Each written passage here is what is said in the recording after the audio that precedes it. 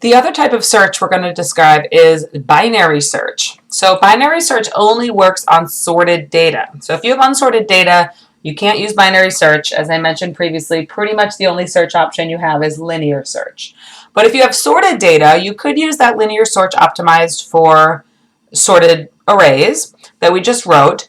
But as I mentioned, that has the same order of growth as our regular linear search, so it's still O of n. If we have sorted data, a better approach would be to use binary search. So binary search is the best way to search sorted data. And essentially what it does is it eliminates a big part of your array or a big part of your search pool with every single comparison by using the fact that we know that it's sorted. We can essentially eliminate half of the data. You can kind of think about this like if you were looking in a dictionary or in a phone book, both of which maybe are obsolete, but let's say they're not. Let's say you were looking up a word in a dictionary. You might open the dictionary to the middle and look where you are and say, oh, okay, is my word to the right of where I am? Is it later in the alphabet or is it earlier? And if it's later, you might then flip through the next half of the right side and then get a little closer, You're kind of eliminating half of the search each time. Because we're eliminating basically half of the data with each pass through our data, binary search is O of log n. So it's much, much better than linear search. Log n is much better than n. Okay, and again, it's log n because every time we look for an item in a pass through our array, we're able to knock off half of what we're looking for. So let's think about how this works. Basically how it works is we look at the element in the middle of the list. If we happen to have found our target, we're done. If we haven't found our target, we only have to look at half of our remaining array, because if that middle element is smaller than our target, we only have to look at the right half of the array. And if that middle element is bigger than our target, we only have to look at the left half of the array, again because the array is sorted. So by looking at a single element, we can eliminate half of our array and just focus on the other half. And we basically then repeat that process. Then if we're looking at the left half, we look at the middle element of the left half. And after that, we eliminate half of that half, and so on and so on. And eventually we'll either find our target or we'll be out of things to look at, and then we'll be done. We know our target wasn't there. Okay, so let's take a look at how this looks like in code. So I have my same file here, and I'm going to write a binary search. So again, you send me the array and you send me the target, and I'm going to have a couple of the same flags. So I'm going to have a target location, assuming first of all that I'm not going to find my target. I'm going to have a Boolean variable called found to indicate whether I should stop searching. And the way that binary search works is I also need to keep track of what elements in my array I'm looking at. So I'm going to start off looking at the whole array, but then I'm gradually going to cut it in half and half and half and half and just narrow in on where my target might be. So to do that, I need some variables. I'm going to call them first position and last position. And first and last are going to indicate the boundaries of what part of the array I'm still exploring to see if my target is there. So first should start out at what position? 0, right? Because initially I want to look at my whole array. So it's going to start at position 0, and it's going to end at position numbers.length minus 1. Right? So I start off looking at my whole entire array. And the way that this loop works is that I'm going to say as long as the first index I'm looking at is less than the last index I'm looking at, basically as long as my indices haven't crossed each other, I should keep looking. So as long as first is less than last and I haven't found what I'm looking for, keep looking. Now, how do I know where to look? Well, I want to look in the middle, right? So if I'm going to start with looking at my entire array from 0 up to the end, I want to look at the middle element. So my middle will be first plus last divided by 2. That'll be my middle element. And 3 things might happen with that middle element. My middle element might be my target. That could happen. Or that middle element might be less than my target. Or the last case is that my middle element is greater than my target. Those are my 3 possibilities, right? The number I'm looking at can either be my target, less than my target, or greater than my target. So if the number I'm looking at is my target, then my target location is what? Is mid. That's where I'm looking. and found is true, and I'm done. If the number I'm looking at is smaller than my target, that means my target is in the right half of my array. So what I can do is I can now update first to say, well, I don't need to look at that left half, so the leftmost value that I need to look at is mid plus 1, right? Because whatever is located at mid is smaller than my target. So I want to start looking now at the next element over from mid, at location mid plus 1. And the location of last doesn't change, right? Because I still want my right boundary to be the same. Okay. So first and last, these indicate my indices where I'm searching. Okay, so now if numbers at mid is greater than my target, that means I need to look at the left side of my array, the left half. So what I want to do is I want to bring my last index down to be mid minus 1. Right? Because if the number at mid is too big, then the right bound of where I need to look is 1 to the left of mid. So I bring last over to that. Okay? And that loop just keeps going, and then when I'm done, I return my target location. So let's trace through this, first with a number that is going to be in the array, and then with one that isn't, so you can see what I mean by this crossing over of the first and the last indices. Okay, so I'm going to start, here's my array. You can see that it's sorted, and I'm going to search for 13. Okay, and actually instead of writing out the, let's just add some arrows here. That might be easier to see. That's going to be first. And this is going to be last. Okay, I'll make the last one red. Okay, and we'll have one for mid as well, which we don't know where it's going to be yet, but I'll have one there. It'll be blue. Okay. Okay, so I'm going to search this array for 13. So I'd said that first, my initial values of first is 0, and my initial value of last is array.length, which is 10 minus 1, which is 9. So here we go. My first is 0, and last is 9. So the first thing I do, let me put this side by side with our code. First thing I do is I calculate mid. So mid is 0 plus 9 divided by 2. So 9 divided by 2 is 4.5, but we are using integer division in Java. So remember that that truncates the decimal portion. So mid is going to be equal to 4. Okay. And then I look at the number at mid. So is the number located at position 4, how does that compare to what I'm searching for? I'm searching for 13. So 9 is less than 13. So that means I increment first by 1. Sorry, I say that, sorry, first gets mid plus 1, so mid is 4. So first is going to be 5. So basically move first over to here. And then that's it. My loop is done. And now I loop again. And now I'm focused just on this part of the array. So now I come in here again and I recalculate mid. So mid is 5 plus 9 divided by 2. So mid is going to be 7. And then I examine the element at 7. So is 19 equal to, less than, or greater than 13? It's greater than. So I get into my else. And my else says that last should be updated to be mid minus 1. So last is now going to be 6. And my while loop is done. So now I come into the loop again because first is still less than last. And I say, okay, mid is first plus last divided by 2. So that's 11 divided by 2, which with integer, I'm sorry, and I didn't update last. With integer division, 11 divided by 2 is 5. So mid is going to be 5. Okay. And I look and I see, okay, what is the value of numbers at position 5? It's 11. That's less than my target. So I'm going to increment first. I'm going to update first to be mid plus 1. So first is going to be 6.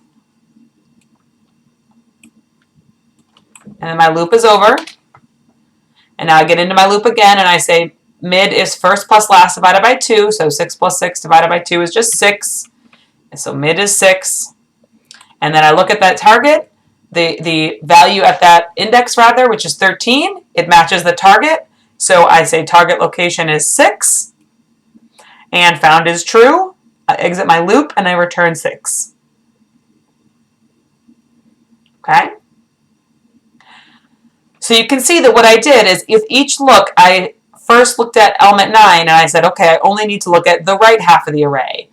And then within this right half of the array, I next looked at index 19 and I said, oh, 19 is too big. I only need to look at the left half of this half. So I only looked at these two elements. And then I looked at element 11 and I said, oh, element 11 is too small. I only need to look at the right half. And then I found what I'm looking for. Okay, so let's trace through this again with looking for a different target. Let's look for, oops, 5. Okay, so if I'm looking for 5, my algorithm starts the same way, right? First is initialized to 0, and last is initialized to 9. Mid is 0 plus 9 divided by 2, which is 4. So I look at the element 4, and I say, how does that compare to my target? It's bigger than my target. So last is going to be updated to mid minus 1, which is 3. And my loop is over. I loop around again. First is still less than last.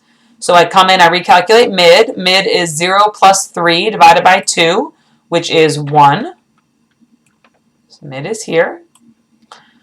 And I compare the element at mid to my target. It's less than that, so I need to update first to be mid plus 1. So first is going to be 2.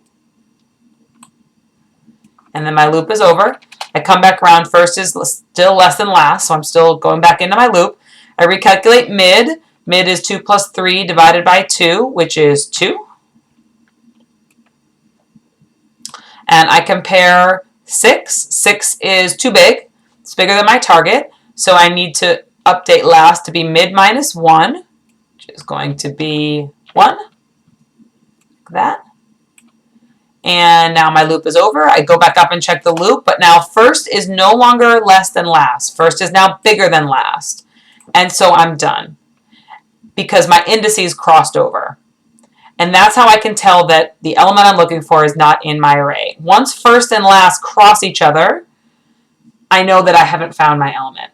You can kind of think about if you put your left pointer finger on the left side of your array where the first position is, and your right pointer finger on the right end of the array where last position is, and you keep updating them, right? You keep moving your fingers closer to each other. You move your left in towards the left and your right in towards the right, and keep looking, keep moving. And then as soon as they cross, you're done. It means that your element's not in the array. Okay, so that's where that while loop comes from. Okay, so that's a trace of binary search. Now I want to show one other thing, and what I did is I added some counters to our code for linear search. So I added a comparison count. And this is basically the number of times we compare our target to something in the array. So I just updated that comparison count with each time we go through the loop, right? Because each time we go through the loop, we're comparing that number to our target. And I did the same thing for the linear search on sorted, and I just have a comparison count, and then I print it out at the end. And I want to add the same thing to my binary search. So it's just a counter, and I'm just going to, every time I loop through, I just increment it. And then I just print out in binary search a comparison count. Okay, so let's now, what I've done here is I find the location 3 times, even though it's going to be the same, so that we can see the comparison of the 3 algorithms. So here we go. We have an element that is not in the array. For my linear search, I search, oops. Oh, wait, 25 is in the array. What am I doing here? Oh, I missed something. Oh, I didn't return something. I'm missing something here. You guys are probably seeing it before I'm seeing it, but I'm missing something returning from my binary search. What is it? Gets mid. Found gets true. All right, let me figure out what I'm missing here. Sorry. Okay, sorry about that. My problem, and hopefully some of you figured it out, was my loop should be as long as first is less than or equal to last. So we know we're done when first crosses over last, but they can be the same, and we should keep looping. And actually in the previous example, you saw that an example of why we need them to be able to be the same, so that if first and last are equal to each other, you can still examine that element. So that was just the bit off in my code. So this should be, well, first is less than or equal to last. We keep looking. It's only when first is greater than last, so that's when they cross over, that's when they're done. So sorry about that. Okay, so let's now look at the comparison of the counts, the number of elements that we examine in each array. So in each of the three algorithms, rather. So here we have a sorted array. If we're just doing a regular linear search, we're looking for 6, and 6 is in our array. To find it with regular linear search, it takes us 14 comparisons. To find it with our search optimized for sorting, it takes 14 comparisons. And to find it with binary search, it takes only 5. To look for 2, it takes 4 to find it with linear and 2 to find it with binary. Actually, it takes a little more for this one because in linear, we just look out and it's the first one we look for. Here, again, because let's make these a little bit. So let's put this app, have a little bit more variety in our array, and you'll see what happens more on an average case. So here, this is a more average case. Here we have looking for a target that's not in the array. In order to figure out it's not in the array, with a regular linear search, we have to look the entire array. So we have to look through 20 elements. With our linear search optimized for sorting, we only have to look through 15. But for binary, we only have to look through 5. Again, for an element not in the array, linear search, we're always going to have to look all through all 20. For the linear search optimized for sorting, we only have to look through 3. And for binary, we only have to look through 4. Linear here, again, you see that regular linear, we're always looking through 20. One optimized for sorting, getting lucky here, looking for some low numbers. And with binary, we only look through 4. Okay, so you can see, try to get another one that is in the array. Okay, so here we have looking for a target 74 that is in the array. And to find it, we had to look through 19 elements for linear search, 19 elements for linear search optimized for sorting, but only 4 is binary search.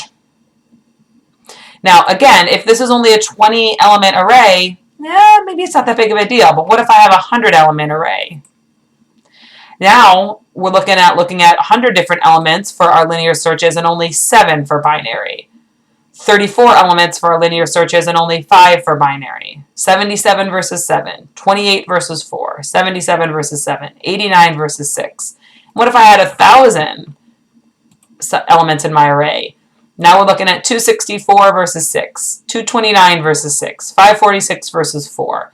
So with those smaller arrays, maybe it doesn't really matter, but as soon as we get to a bigger array, boy, does it matter, right? I don't want to make 380 comparisons when I can only make 7. Now, if this array wasn't sorted, I'd be out of luck. I'd have to make 380 comparisons. I couldn't use binary search. But if my array is sorted, I definitely want to use binary search because it's much more efficient because it takes advantage of that fact that it's sorted and cuts out half of what we have to look for with each loop through.